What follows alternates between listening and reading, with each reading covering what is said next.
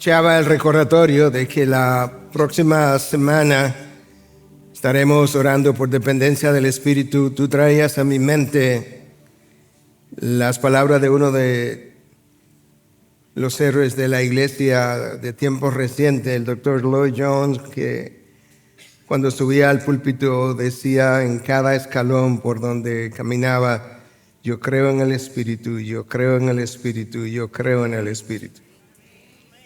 Señor, yo estoy aquí para predicar un mensaje de tu palabra inerrante, infalible, todopoderosa y todo suficiente, pero no en mi poder.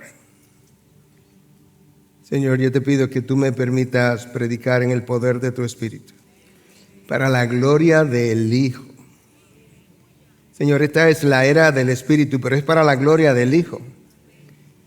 De manera que en esta mañana yo quiero pedirte otra vez que tú puedas glorificarte en medio de tu pueblo. Sostén al predicador. Yo vuelvo y te pido, gobiérnalo por medio de tu palabra y por medio del poder del Espíritu que mora en él.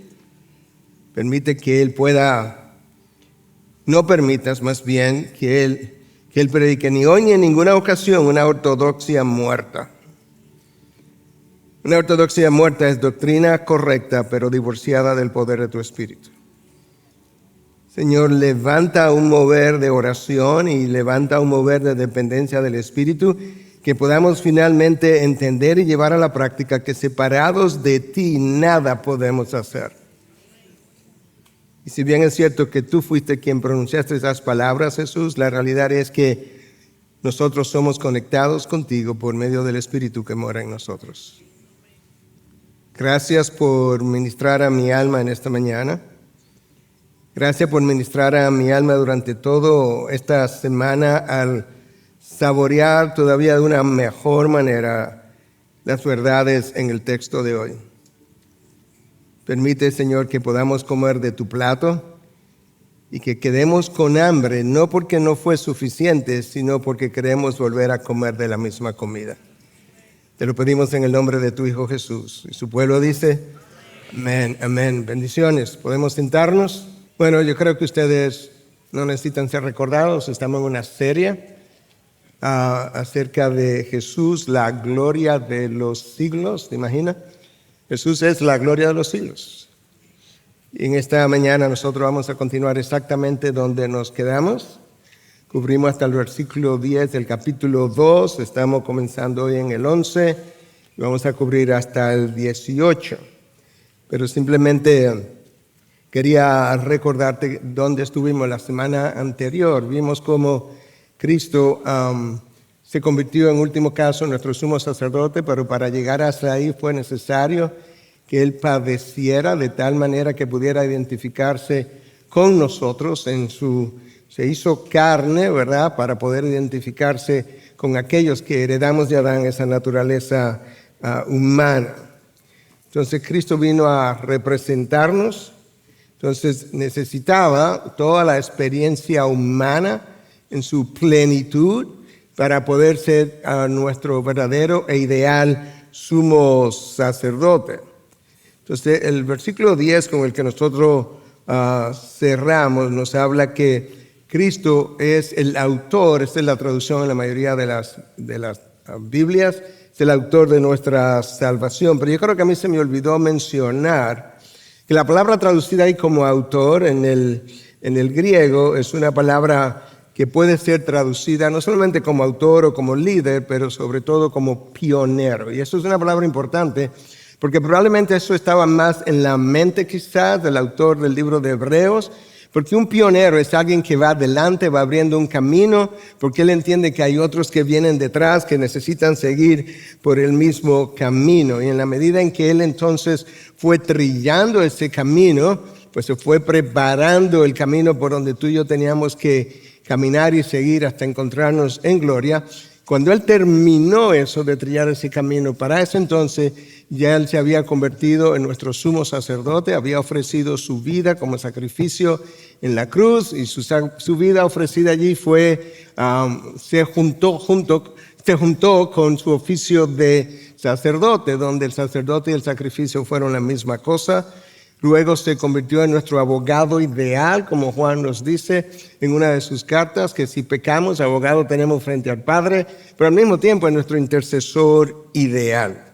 Y vimos todas esas verdades, pero el autor de Hebreo tiene mucho más que decirnos en el día de hoy, de manera que vamos a leer del capítulo 2, del versículo 11 hasta el versículo 18, y más adelante te daré explicaciones. Escucha, versículo 11, esta es la palabra de Dios: porque tanto el que santifica como los que son santificados son todos de un mismo Padre, o de un Padre, por lo cual Él no se avergüenza de llamarlos hermanos. ¡Wow! Cuando dice: anunciaré tu nombre a mis hermanos, en medio de la congregación te cantaré himnos. Otra vez: yo en Él confiaré. Y otra vez: aquí estoy, yo y los hijos que Dios me ha dado. Versículo 14. Así que, por cuanto los hijos participan de carne y sangre, también Jesús participó de lo mismo, para anular mediante la muerte el poder de aquel que tenía el poder de la muerte, es decir, el diablo, y librar a los que por el temor a la muerte estaban sujetos a esta esclavitud durante toda la vida. Porque ciertamente no ayuda a los ángeles, sino que ayuda a la descendencia de Abraham. Por tanto, tenía que ser hecho semejante a sus hermanos en todo, a fin de que llegara a ser un sumo sacerdote misericordioso y fiel en las cosas que a Dios atañen, para hacer propiciación por los pecados del pueblo.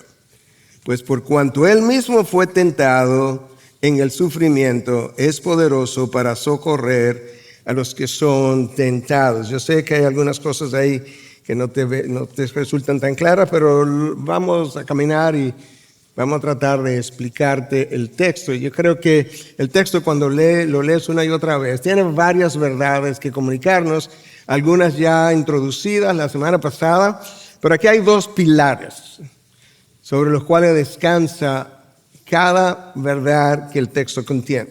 Dos pilares. Pilar número 1, Dios nos adoptó como padre de su familia y por tanto Jesús nos llama hermanos. Eso es vital, de hecho vamos a pasar la mayor parte del tiempo ahí. Y número 2, Jesús, luego de su sacrificio agonizante en la cruz, se convirtió en nuestro sumo sacerdote, que ya introdujimos la semana pasada. Con eso en mente, este es el título de mi mensaje: Cristo, nuestro hermano y sumo sacerdote. ¿Te imaginas que tu sumo sacerdote, tu abogado frente al Padre y tu intercesor, dice que Él es también tu hermano? ¡Wow!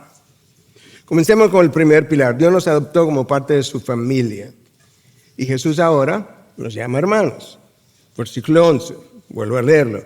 Porque tanto el que santifica como los que son santificados son todos de un Padre, por lo cual Él no se avergüenza de llamarlos hermanos.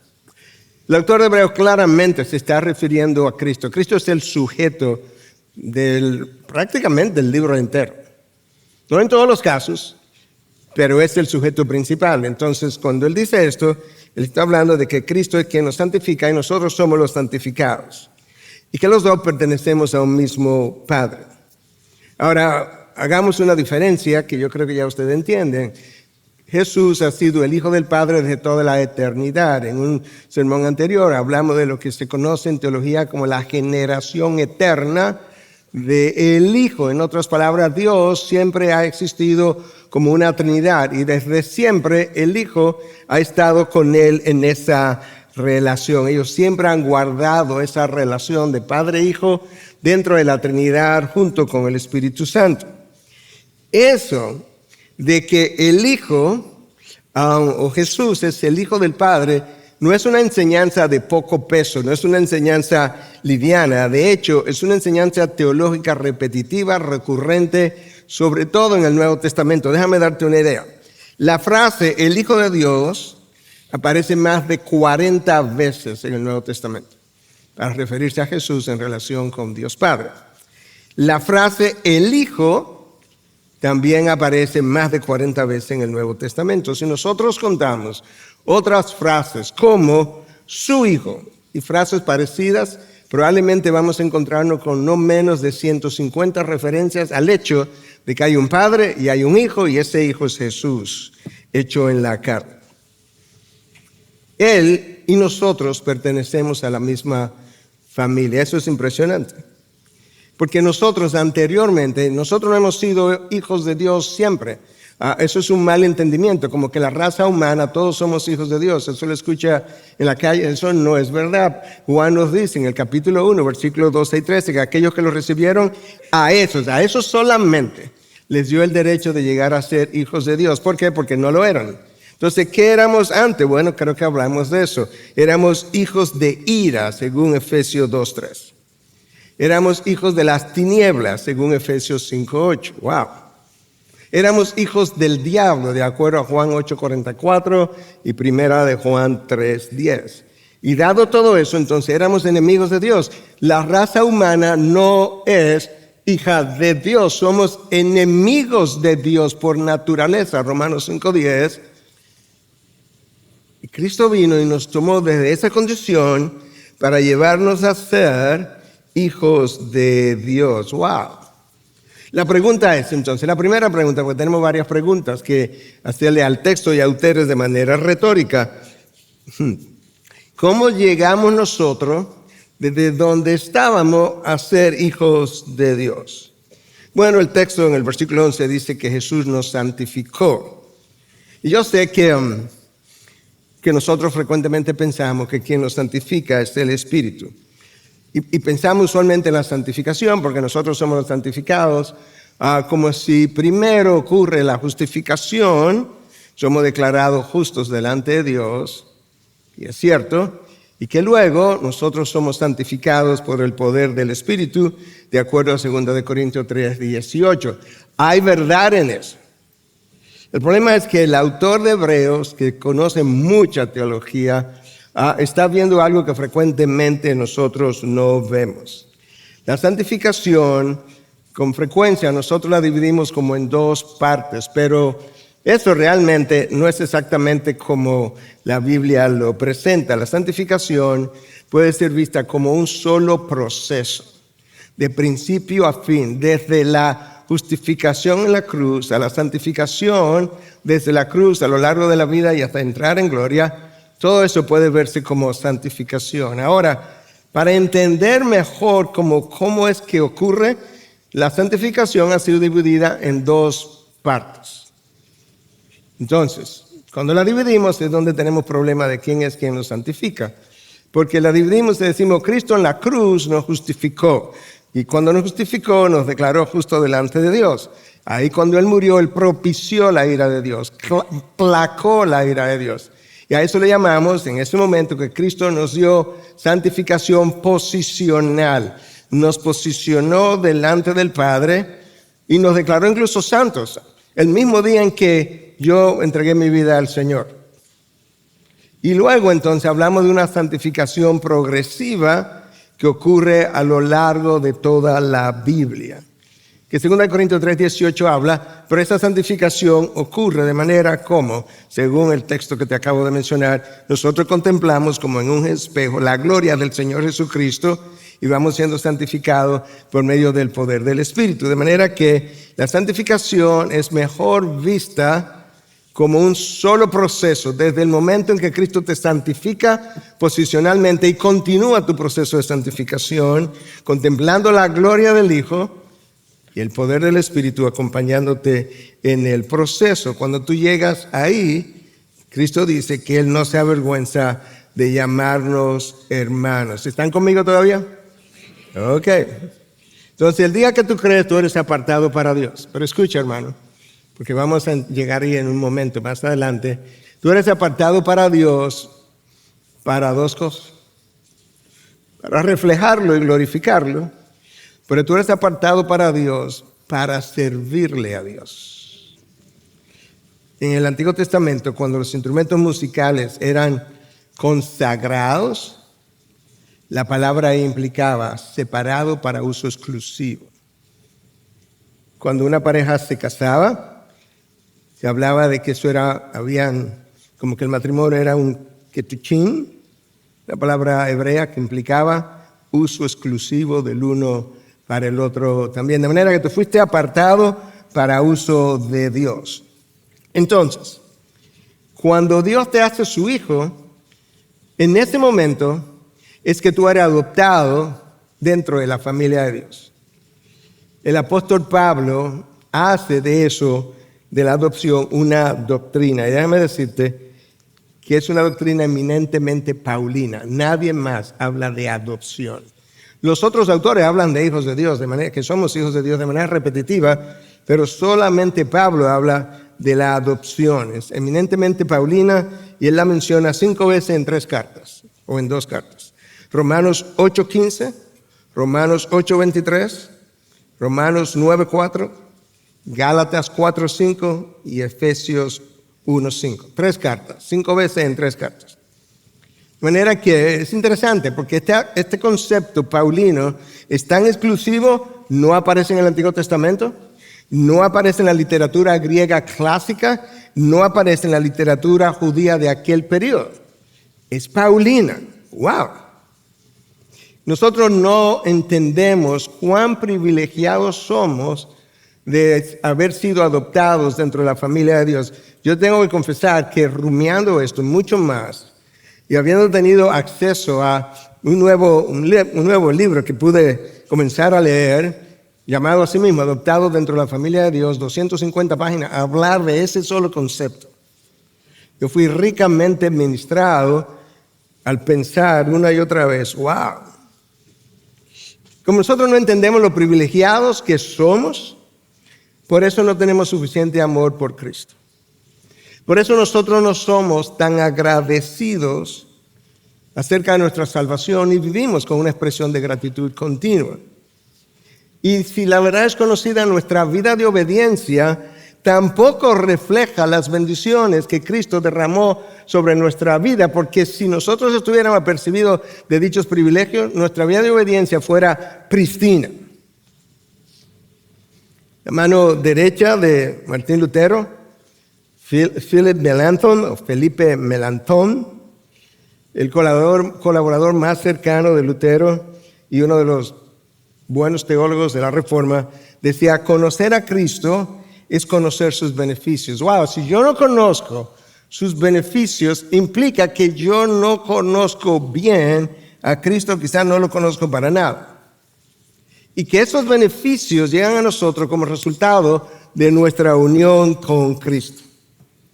Ahora, para explorar, recuerda, estamos explorando el hecho de que somos hermanos de Jesús y el hecho de que Jesús y nosotros formamos parte de una misma familia, tenemos un mismo Padre, de manera que el concepto aquí es, o la pregunta aquí es, ¿cómo llegamos ahí? Bueno, por medio de adopción. Entonces, para hablarte de esa idea y expandirla, tengo que irme a Romanos 8, 15 y 17 para que podamos entender mejor a qué se refería Melanchthon, la mano derecha de Luther, cuando hablaba de los beneficios de Cristo, que yo prefiero llamarlos los privilegios de estar en Cristo. Escucha, versículo 15 al 17. Pues ustedes no han recibido un espíritu de esclavitud para volver otra vez al temor, sino que han recibido un espíritu de adopción. Ahí está, un espíritu de adopción como hijos, por el cual clamamos, Abba, Padre. El Espíritu mismo da testimonio a nuestro espíritu de que somos hijos de Dios, otra vez. Y si somos hijos, somos también herederos de Dios y coherederos con Cristo. ¿Usted está escuchando?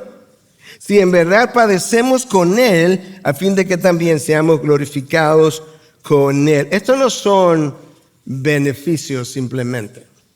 No. Estos son privilegios en grado superlativo. Yo quiero explorar eso contigo, porque eso es como resultado de haber sido hecho parte de la familia de Dios por medio de Cristo Jesús. Privilegio número 1, de acuerdo a lo que leímos ahora en Romanos. No necesitamos vivir atemorizados del juicio de Dios si verdaderamente somos hijos. ¿Escuchaste? que Cristo viene, que hay un periodo de tribulación, que yo no quiero pasar por ahí, que eso será terrible. Escúchame, ¿tú eres hijo o no eres hijo? Dios no nos ha dado un espíritu de temor. ¿Leíste a Romanos 8:15? No nos dio un espíritu de esclavitud para volver otra vez al temor. Entonces, ¿qué fue lo que recibimos? Recibimos un espíritu de adopción. ¿Y qué implica eso? Bueno, si tú lees a Pablo, recuerda, la doctrina es paulina. En 2 Corintios 3:17 dice que donde está el Espíritu del Señor hay libertad. Exactamente. Cuando Dios me adoptó dentro de su familia, me libertó de la esclavitud, me dio libertad. Donde está el Espíritu hay libertad, no esclavitud. Privilegio número 1. Privilegio número 2. Decimos que Cristo nos trajo el privilegio de tener intimidad con Dios. Yo rumié esto varias veces y pensé cómo hubiese sido antes de Cristo. Tienes que escuchar bien. Todavía estoy en Romanos 8:15, pero esta es la segunda parte. El texto dice que nosotros recibimos un espíritu de adopción y que entonces podemos clamar, Abba, Padre. Abba es un término arameico, proviene del arameo. Es un término de ternura que transmite intimidad. En la antigüedad, el pueblo hebreo, cientos de años antes de llegar a Cristo, jamás llamó a Dios Padre. Imposible. Y mucho menos Abba. No, eso era como irrespetuoso. En una ocasión, escuchando al Dr. R.C. Sproul, él comentó que el académico del Nuevo Testamento, Joaquín Jeremías, investigó, escucha, todas las oraciones se encontraban en la literatura hebrea de la antigüedad, todas las oraciones. Y al final concluyó que nadie se dirigió a Dios como Padre en la cultura hebrea. ¿Sabe hasta cuándo? Hasta el siglo X de esta era. En la cultura judía, nadie le habló a Dios de Padre hasta 1000 años después de Cristo. ¡Wow! No, porque no podían. No es un accidente que Cristo viene y los discípulos que están como aprendiendo a orar con Él, están oyendo cosas que nunca oyeron. En un momento dado dicen, Señor, te hemos oído orando y nosotros como que no sabemos orar. Enséñanos a orar. ¿Tú recuerdas eso? ¿Usted sabe cómo Él comienza? Abba, Padre. Yo creo que si los discípulos cerraron los ojos ahí para comenzar a orar, cuando Él dijo Abba, Padre, probablemente abrieron los ojos y pensaron, ¿qué? Nunca antes habían escuchado una cosa así. Y Cristo le está enseñando a orar. En otras palabras, te estoy enseñando a tener intimidad con mi Padre. Mateo 6:9 tiene la oración y siguientes tiene la oración del Padre Nuestro. Jesús mismo fue a Getsemaní y oró. ¿Y cómo tú piensas que en Getsemaní se dirigió él al Padre cuando le habló de que se haga tu voluntad y no la mía? Abba. En arameo. Es el idioma que el pueblo adquirió en Babilonia. Cuando regresó del exilio, ese fue el lenguaje común de la gente. Y estaba tratando Jesús de decirle, yo no solamente le estoy enseñando en palabras, yo estoy poniendo en práctica, porque yo quiero que ustedes aprendan a intimar con mi Padre, porque ahora es tu Padre también y ustedes necesitan eso. Y yo comencé a rumiar esto, pensando, yo no me imagino, porque yo sé cómo oro con Dios.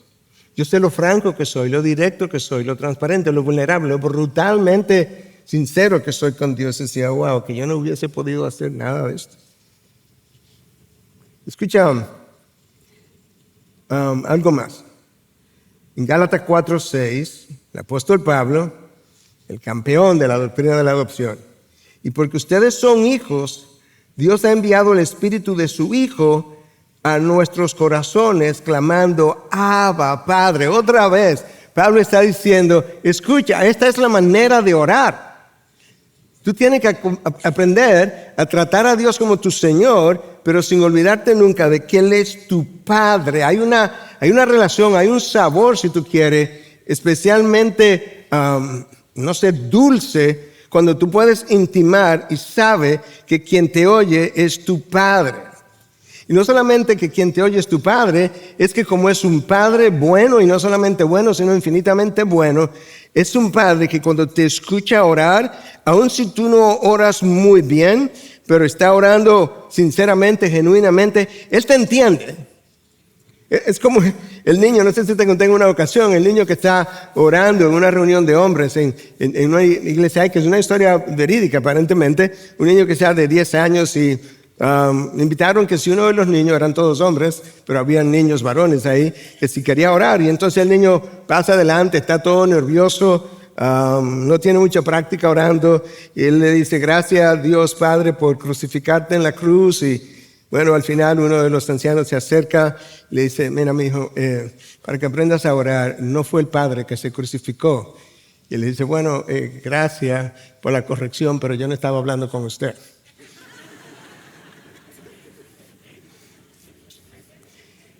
Cuando un niño tuyo de 1 año o 2 años mal pronuncia una palabra, pero tú lo entiendes, ¿tú sigues hablando con él o tú lo corriges de mala manera? Es un Padre que te entiende. Escucha lo que el salmista escribió en el Salmo 103, del 13 al 14.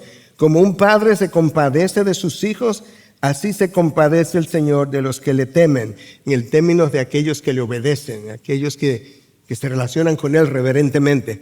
Porque Él sabe, escucha esto, me encanta este versículo, siempre me ha encantado. ¿Por qué Dios se compadece de mí? Porque Él sabe de qué estamos hechos. Se acuerda de que solo somos polvo. Dios sabe que yo no soy una gran cosa. De ahí que hablábamos el miércoles, de que cuando alguien preguntó al doctor Sproul que si no era como muy severa la disciplina de Dios cuando Adán y Eva violaron sus estatutos, que él como explotó en una cierta ira santa, dijo: demasiado severa, un pedacito de polvo se atreve a desafiar al soberano del cielo y la tierra. Eso es lo que somos, hermanos, pero Dios lo sabe. Él se acuerda de que somos polvo. ¿En qué religión del mundo tú vas a encontrar? Recórrelas todas. ¿En qué religión del mundo tú vas a encontrar que el Dios de esa religión, primero, se identifica como tu Padre? Segundo, quiere que tú le hables de Abba, que en nuestro lenguaje sería como papá, papi. Yo no le hablo así para yo recordarme continuamente también delante de quien yo estoy, pero sí yo en ocasiones, hablando con personas, le digo: mi papá me cuida. Y no estoy siendo irrespetuoso con eso. Estoy recordando y transmitiendo: yo sé a quien tengo por papá. Y cuando Él me ve sufrir, Él se compadece de mí. Y cuando Él me ve tentado, Él se compadece de mí. Cuando Él me ve en mi pecado, Él se compadece de mí. Hermanos, ustedes, si son padres buenos, yo quiero asumir que los padres que están aquí son padres buenos, malos humanamente, pero buenos en términos de los deseos que tienen con sus hijos. Bueno, padres buenos saben dar cosas buenas a sus hijos. Escucha lo que Jesús dice para que podamos entender y que borremos de nuestra mente de una vez y para siempre que tú no tienes a un padre cruel o injusto. Múltiples veces en consejería hemos oído eso: pastor, pero eso es como injusto de parte de Dios. ¿En serio? O sea, ¿de tu padre bueno se te ocurre pensar eso? Dios no me oye. ¿En serio? ¿De tu padre bueno que dio a su hijo? Es que Dios se ha olvidado de mí otra vez. Ciertamente Melanchthon tenía razón. Si no conoces los beneficios que tenemos en Cristo, para mí privilegios, no conoces a Cristo. Escucha lo que Cristo dice o dijo, enseñó en Mateo 7:11. Pues ustedes, siendo malos, saben dar buenas dádivas a sus hijos, ¿cuánto más su Padre que está en los cielos dará cosas buenas a los que le pidan? Con confianza. Abba. Privilegio número 3. Esto a mí me encanta. Privilegio número 3. Poseemos dentro de nosotros la tercera persona que mora en nosotros, la tercera persona de la Trinidad, para que nos recuerde continuamente, escucha el qué, El Espíritu mismo da testimonio a nuestro espíritu de que somos hijos de Dios. Dame el micrófono para dejarlo caer. La tercera persona de la Trinidad me dice, oye, cuando tú caminas todos los días, tú tienes que recordar de quién tú eres hijo. En dos direcciones. Para que tengas confianza de que Él tiene sus ojos sobre ti. Y número dos, para que sepas y recuerda a quién tienes que representar. Hermanos, si tú y yo recordáramos esa sola verdad en todo el sentido bíblico, de todas las implicaciones bíblicas de lo que tiene que ver el hecho de que soy hijo de Dios, esa sola verdad a mí me ayudaría a correr bien el resto de la carrera hasta que yo me encuentre con mi Padre y pueda recibir el abrazo del Padre. ¡Wow! Privilegio número 4. Todavía estoy en Romanos 8, 15 al 17. Pasamos de hijos de la ira a hijos de Dios. Con derecho, esto es lo que dice Romanos 8, 17, a heredar todo lo que Cristo herede. Eso es impresionante. ¿Sabe por qué? Porque si tú estuvieras en la sociedad romana en la que ellos vivieron, eran judíos pero vivían bajo el imperio de Roma. En la sociedad romana, el hijo unigénito, mejor dicho, el primogénito, el primero, heredaba todo. A los otros hijos no le quedaba nada. ¿Tú sabes quién es el primogénito de Dios? Jesús. Él lo hereda todo. Pero cuando Jesús hereda, yo heredo exactamente lo que Él herede. ¿Cómo yo lo sé? Porque el texto me lo dice. Escucha, versículo 17. Y si somos hijos, somos también herederos. Herederos de Dios y coherederos con Cristo. En serio. Todo lo que Cristo reciba, ¿qué es lo que Cristo va a recibir? El reino. ¿Y qué tú vas a recibir? El reino entero. Te lo leímos la semana pasada. Reinaremos con Cristo. El reino será tuyo en Cristo, para la gloria de Cristo, bajo el gobierno de Cristo y tú con Él. ¡Wow! Ahora mis privilegios no acaban ahí. Yo te leí Romanos 8 del 15 al 17, pero si tú subes un versículo más, al 14, escucha lo que nos dice. Porque todos los que son guiados por el Espíritu de Dios, los tales son hijos de Dios. Dale la vuelta a eso. Comencemos por atrás. Los hijos de Dios son guiados por el Espíritu de Dios. Y ese es el privilegio número 5. En ocasiones, con cierta frecuencia, la gente nos llama como pastores. Pastor, yo quisiera una consejería. Yo necesito guía, dirección, sabiduría, necesito claridad. Y tú hablas y como que aclara un poco el terreno para ellos. Oramos juntos. ¡Wow! Ahora, Dios me dice, o Pablo me dice, inspirado por Dios, tú tienes un guía. O con quien tú no necesitas hacer una cita. El consejero tuyo, el Espíritu de Dios, siempre tiene espacio. A cualquier hora, cualquier día, desde cualquier lugar. ¿Y tú sabes qué? Él es tan extraordinario que cuando tú no sabes orar, Él ora por ti. Y mientras más difícil es tu circunstancia y mientras menos tú sabes orar, más o mejor Él ora, porque ora con gemidos indecibles. ¿Tú estás entendiendo los privilegios que tú tienes de ser hijo de Dios? Qué ingratos somos.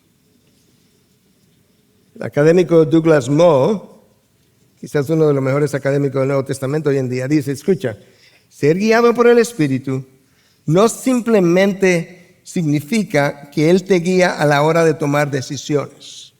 Entonces no es simplemente que, bueno, ¿tomo un trabajo o no tomo un trabajo? Bueno, el Espíritu me va a guiar. No. Escucha lo que Él dice.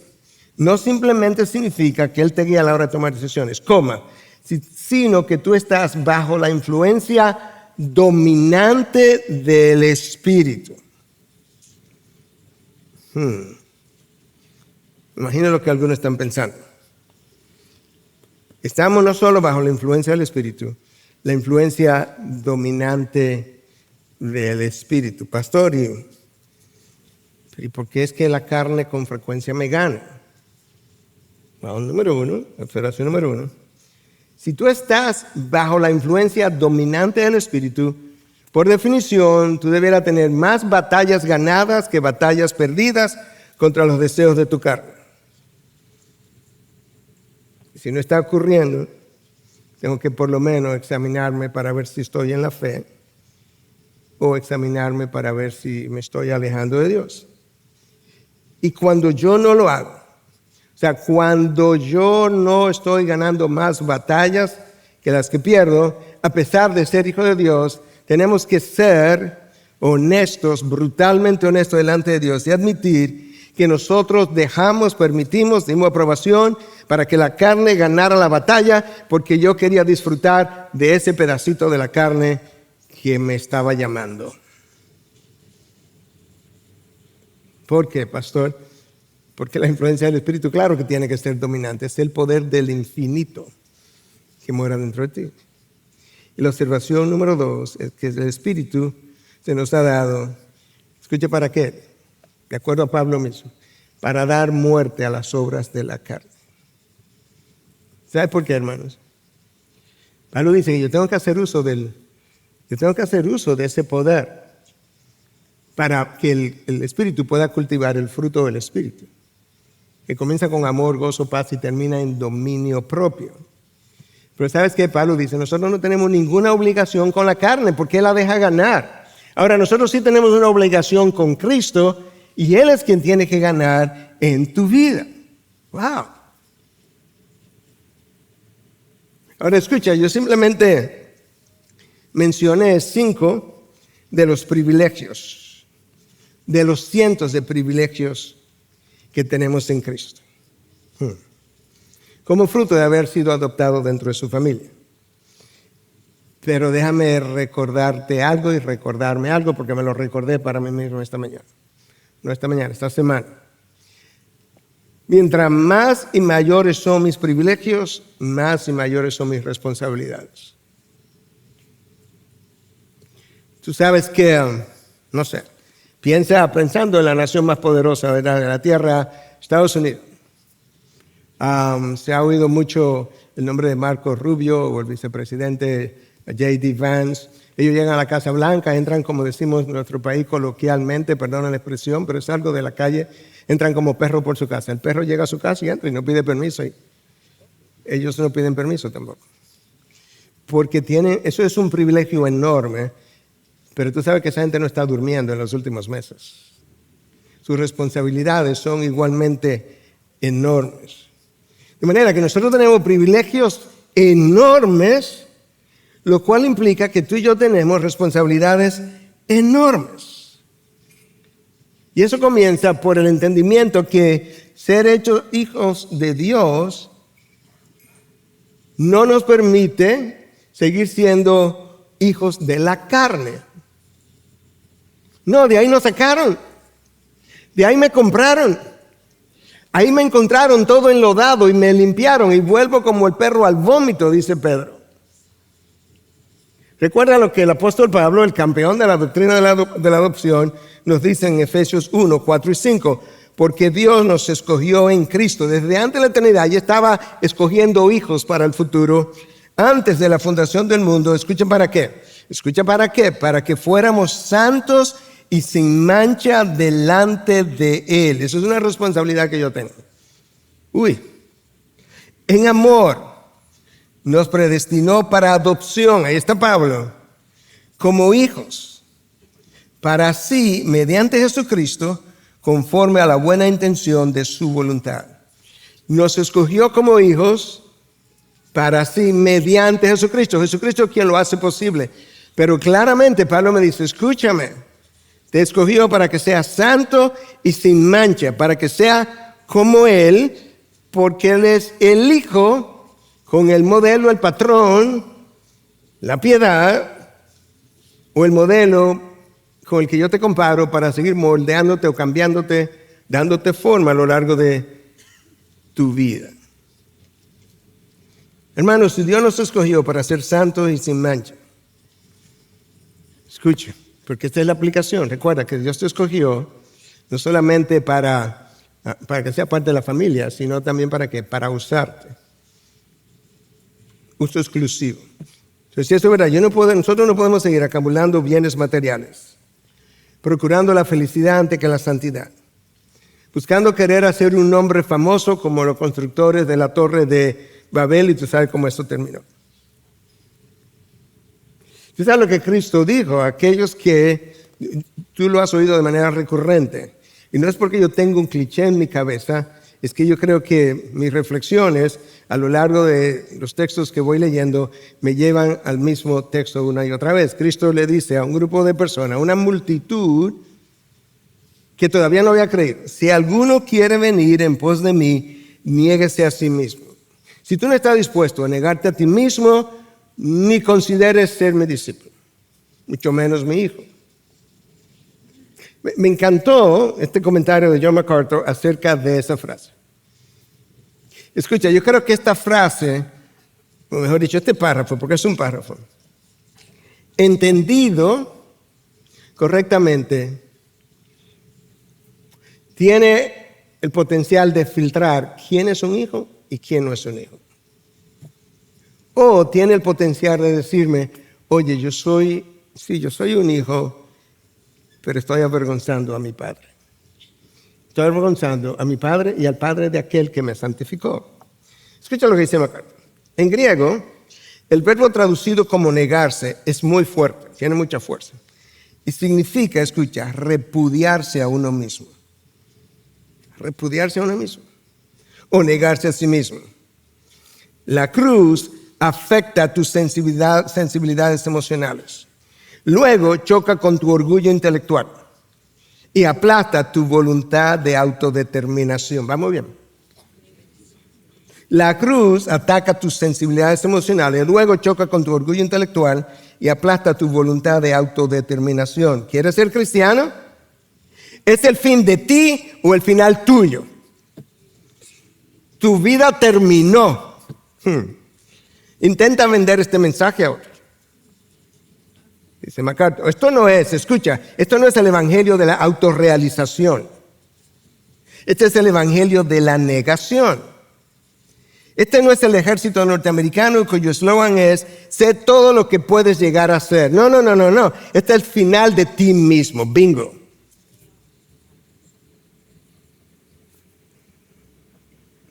Pero es el comienzo de Cristo. Wow. ¿Tú recuerdas lo que Cristo dijo en Lucas, registrado en Lucas 12:26? Que tienes que aborrecer aún tu propia vida. Eso es lo que el verbo significa, negarse en griego, repudiarte. Hermanos, piensa. De Adán tú y yo heredamos la condenación y la vergüenza. Eso fue todo lo que heredamos. Pero de Cristo heredamos la salvación y la gloria. ¿Tú entiendes, hermanos, que tú vas camino a la gloria? Y cuando yo digo camino a la gloria, no es simplemente como a un lugar que se llama gloria. No. Tú vas camino a ser glorificado y a vivir en gloria eternamente. No simplemente como un lugar, sino reflejando la gloria de Dios que te adoptó dentro de su familia. ¿Tú entiendes lo increíble que eso es? De la vergüenza a lucir glorioso. ¡Wow! Por algo seremos como Él es. Como descendientes de Adán, nosotros llegamos a ser hijos de tinieblas. Pero a través de la cruz llegamos a ser hijos de Dios. Y llegamos a ser hijos de la luz. Nosotros somos llamados hijos de tinieblas, te lo refería anteriormente. Pero luego, en Juan 12:36, Cristo dice: vivan como hijos de la luz. Se acabaron las tinieblas. Es el final de ti, es el final de tu vida. Deja de seguir acumulando en este mundo de tinieblas.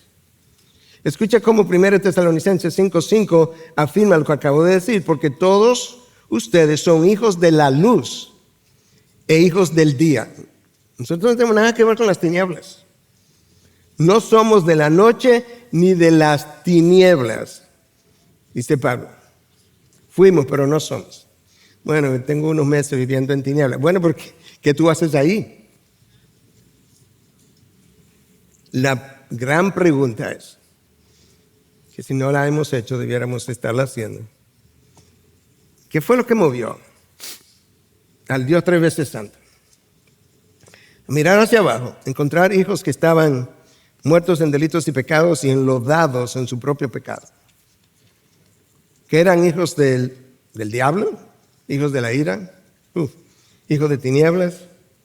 A quitarle la vida a su único hijo para limpiar gentes como tú y yo. ¿Qué fue lo que movió al Padre?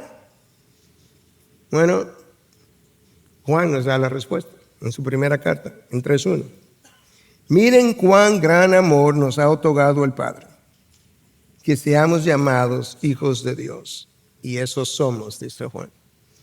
¿Cuál fue la causa, Juan? Su amor. Pero ¿cómo es que Dios me llegó a amar en esas condiciones? No, porque el amor de Dios no tiene nada que ver con el otro, es con Él. ¿En serio? Claro. Todo lo que Dios hace, la motivación es Él mismo. Escucha el comentario de Packer a esa pregunta, de qué fue lo que movió a Dios. Dios nos adopta por su amor gratuito, en otras palabras, sin costo para nosotros. No porque nuestro carácter y trayectoria nos hagan dignos de llevar su nombre, sino a pesar de que demuestran lo contrario. ¡Wow! No somos aptos para tener un lugar en la familia de Dios. La idea de que Él nos ame y nos exalte a nosotros pecadores, de la misma manera en que amó y exaltó al Señor Jesús. Déjame leer eso otra vez para que puedan entender. La idea de que Él nos ame y nos exalte a nosotros pecadores, de la misma manera en que amó y exaltó al Señor Jesús, suena ridícula y descabellada. Claro que sí. Pero es que el Señor no tiene hijos, no tiene favoritos. Sin embargo, eso y nada menos es lo que significa nuestra adopción. ¡Wow!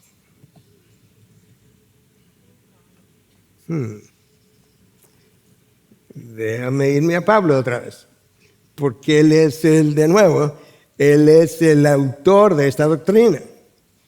En Gálatas 4, versículos 4 y 5, él nos dice, al final de cuentas, ¿para qué fue que Jesús vino?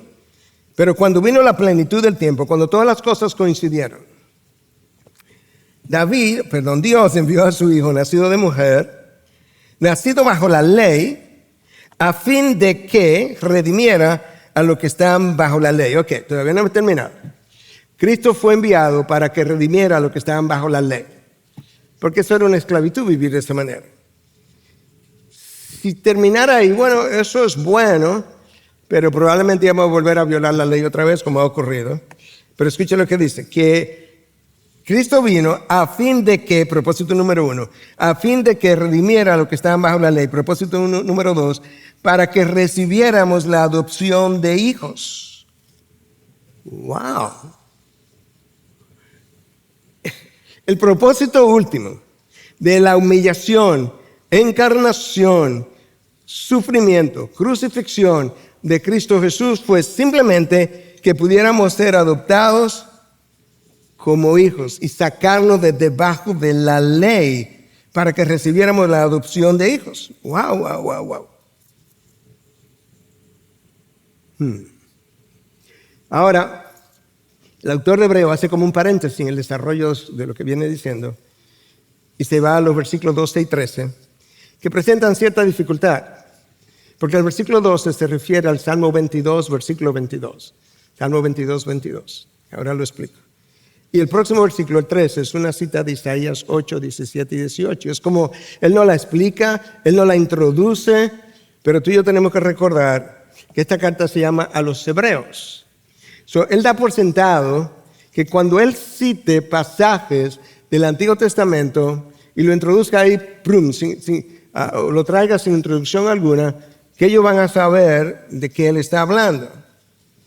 Y yo creo que eso es parte de lo que ocurre aquí. La semana pasada vimos cómo él comenzó a hablar de una cita que decía, alguien testificó y se estaba refiriendo al Salmo 8 escrito por David. Él entendía que ustedes son hebreos, así se llama la carta a los hebreos. Ustedes saben de qué estoy hablando. Entonces, en el versículo 12 de Hebreo, él está citando el Salmo 22, versículo 22. Entonces, el Salmo 22, ¿qué es? Y yo creo que tú ibas a leer el Salmo 22 esta tarde. Si le leíste, sabes más o menos de qué se trata. Vuelve a leerlo, porque es una descripción extraordinariamente cruel de lo que verdaderamente Cristo sufrió en la cruz. Fue escrito 1000 años antes de que Cristo viniera. Su autor fue David. En algún momento estaba David sufriendo, pasando por algunas circunstancias, pero David, por inspiración del Espíritu, al mismo tiempo estaba escribiendo con relación a un Mesías que había de venir, que literalmente iba a pasar por las circunstancias descritas en el Salmo 22, incluyendo el que traspasaran sus manos y sus pies. Entonces, este Hebreos 2:12, donde estamos hoy, es una cita del Salmo 22, que dice, anunciaré tu nombre a mis hermanos, en medio de la congregación te cantaré himnos.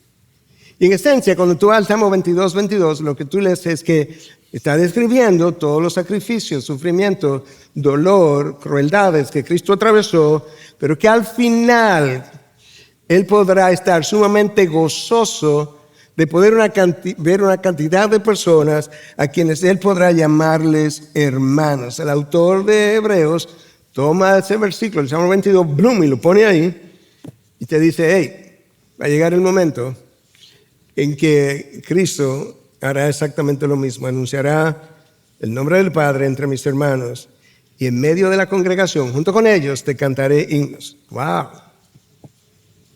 El versículo 13 es la cita de Isaías 8, 17 y 18. En ese tiempo, Isaías estaba en medio de la nación, confrontando a la nación estaba a punto de recibir la disciplina de Dios, pero él dice, pero yo como siervo confiaré en el Señor. Pondré mi confianza en el Señor independientemente de lo que tenga que sufrir. El autor de Hebreos toma esas palabras de Isaías y se le atribuye a Jesús, y ahora lo voy a explicar, que también confió en su Padre. Y entonces ahora tú comienzas a ver por qué él hace lo que hace. Eso es en el versículo 12. Pero en el versículo 13, cuando lo moví. El versículo 12 es la cita del Salmo 22, el 13 y la cita de Isaías. Escucha lo que dice el versículo 13, primera parte. Otra vez yo en él confiaré. Bueno, eso dijo Isaías, pero Cristo también. Él estaba confiando en la cruz por el gozo puesto delante de él. Estaba confiando en su Padre. 13, versículo 13, segunda parte. Aquí estoy, yo y los hijos que Dios me ha dado. Isaías estaba en medio de la dificultad y estaba diciendo, Dios le dio unos hijos que tenían, no voy a entrar en los detalles, pero los nombres de sus hijos tenían, representaban verdades no muy bonitas incluso, porque tenían que ver con el juicio de la nación. Y Cristo dice, al igual que Isaías, aquí estoy yo y los hijos que tú me has dado, que somos tú y yo. Jesús es nuestro hermano mayor. Se nos fue el tiempo en un pilar y son dos.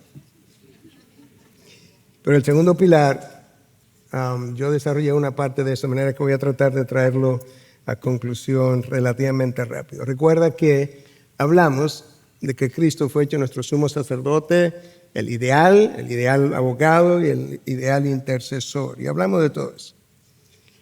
En la eternidad pasada, Cristo nunca tuvo una naturaleza carnal. Nunca tuvo naturaleza humana. Pero cuando Él se ofreció para venir a nosotros, Él sabía que tú no puedes ir a representar personas con quienes tú no te identificas. De manera que Él tuvo que adoptar nuestra naturaleza humana para representarnos a nosotros, para cumplir la ley que había sido dejada sin cumplir. Entonces Él vino a cumplir la ley, pero por nosotros. Él vino a morir en nuestro lugar y resucitó al tercer día, todo a favor nuestro. De manera que cuando Él resucitó, y resucitó a favor nuestro, Él le quitó el poder a la muerte. Pero cuando Él le quitó el poder a la muerte, se lo quitó también por nosotros. De tal manera de que de la misma manera que Él resucitó, nosotros también resucitaremos. No olvides que Él es el primogénito de Dios, que todo lo que Él hizo, lo hizo en lugar nuestro. Él atravesó la odisea de la cruz para que tú no tuvieras que atravesarla en el infierno. Y de esa misma manera, cuando conquistó la muerte y resucitó, la conquistó para ti. Eso es lo que dice Hebreos 2, 14 y 15. Así que por cuanto los hijos participan de carne y sangre, eso somos tú y yo, y como Él es un hijo también, Jesús participó de lo mismo, para anular mediante la muerte el poder de aquel que tenía el poder de la muerte, es decir, el diablo, y librar a los que por el temor a la muerte estaban sujetos a esclavitud durante toda la vida. La gente no se quiere morir.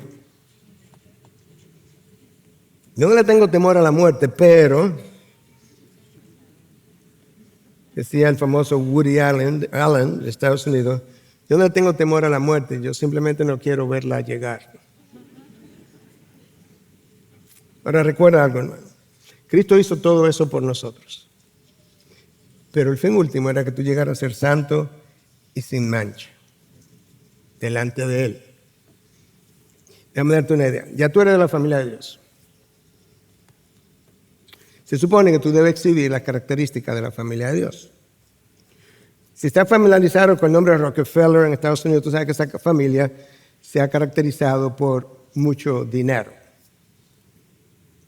Otras familias se han caracterizado por hijos brillantes, otros por hijos con discapacidades.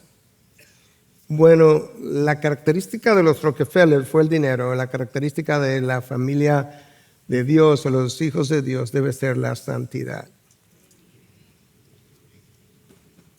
Él nos predestinó para ser hechos santos y sin mancha. Y ahora, antes de cerrar, el autor de Hebreos quiere recordarnos la importancia que Dios le ha dado a la raza humana, versículo 16, porque ciertamente no ayuda a los ángeles, no, los ángeles caídos se quedaron caídos, sino que ayuda a la descendencia de Abraham. Wow. Vino a ayudarnos a nosotros. Hizo todo por nosotros, pero sin pecado. Pero Él tuvo que ser probado a través del sufrimiento para identificarse con nosotros. Tuvo que ser probado a través de las tentaciones para entender nuestras flaquezas en medio de las tentaciones. Pero también Él tiene la potestad de entender, de compadecerse y de tener sus ojos antes de la tentación, durante el tiempo que estoy siendo tentado e incluso después de que yo haya caído en la tentación, porque abogado tengo delante del Padre si pecamos. De manera que Él puede interceder por mí antes, durante y después de la tentación. Y eso es exactamente el resumen del versículo 17 y 18 que yo elaboré en parte la semana pasada y por eso estamos llegando a un final. Por tanto, tenía que ser hecho semejante a sus hermanos en todo, a fin de que llegara a ser un sumo sacerdote misericordioso y fiel en las cosas que a Dios atañen, para hacer propiciación, aplacar la ira de Dios por los pecados del pueblo. Pues por cuanto Él mismo fue tentado en el sufrimiento, es poderoso para socorrer a los que son tentados. No solamente Él quiere ayudarte cuando estás siendo tentado, no, es que Él es poderoso, omnipotente, sumamente poderoso para ayudarte antes, durante y aún después de la tentación. Hermanos, tú necesitas a tu hermano mayor, Jesús, más de lo que tú crees y más de lo que tú sabes. Escucha esto, porque eso es una frase, pero es serio. La vida cristiana, escribió este hombre, escribió este hermano nuestro, muy famoso, autor del libro. Si menciono su nombre, todo el mundo sabría aquí quién es. La vida cristiana no es un patio de juego. Más bien es un campo de batalla, de guerra espiritual. Mientras más de cerca seguimos al Señor Jesucristo, más avanzamos a la línea de fuego. ¿Se está escuchando? Mientras más cerca estás de Cristo, más al frente, estás en el combate espiritual. Ah, bueno, pero yo no me voy a acercar a Jesucristo. Entonces, ok, más vulnerable estás al poder de tu carne. ¿Cómo quieres? ¿Estar en la línea de fuego con Cristo o quieres estar en la retaguardia con tu carne? Déjame verte la frase y hago un comentario, un minuto y cierro. La vida cristiana no es un patio de juego, más bien es un campo de batalla de guerra espiritual. Mientras más cerca seguimos al Señor Jesucristo, más avanzamos a la línea de fuego en el combate. La persona que dijo eso, yo en otra ocasión te podría decir, no me interesa dar su nombre, pero es una persona que conoció esa realidad y no pudo terminar bien.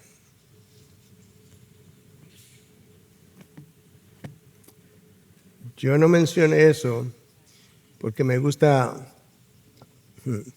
dispararle a los que están heridos, sino porque su caída a mí me dolió y me duele en el alma. Lo que debe caracterizar a los hijos de Dios es lo que debe caracterizar a la familia de Dios, y esa es la santidad. Nada más. Padre, gracias